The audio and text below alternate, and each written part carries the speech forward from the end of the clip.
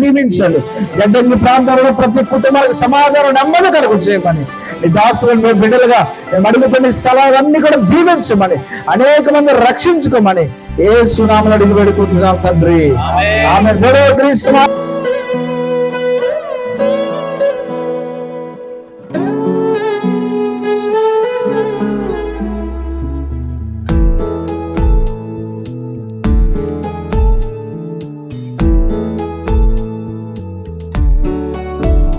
నా కోసం నీ ప్రాణం అంటారా?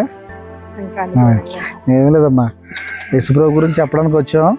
మరి మేము కూడా ఒకప్పుడు యేసుప్రభుని ఎరగలేదమ్మా, కానీ ఈ రోజున యేసుప్రభు మా జీవితాలు ఇంకా మా జీవితం అయిపోయిందన్న సమయంలో ప్రభు దేవుడు మా జీవితం తిరిగి బ్రతికించాడు. ఇప్పుడు నేనే కాదు, వచ్చిన వాళ్ళందరూ కూడా ఇప్పుడు ఒక ప్రాంతానికి చెందినవారు కాదు, ఒక్కొక్కరు ఒక ప్రాంతానికి చెందినవారు.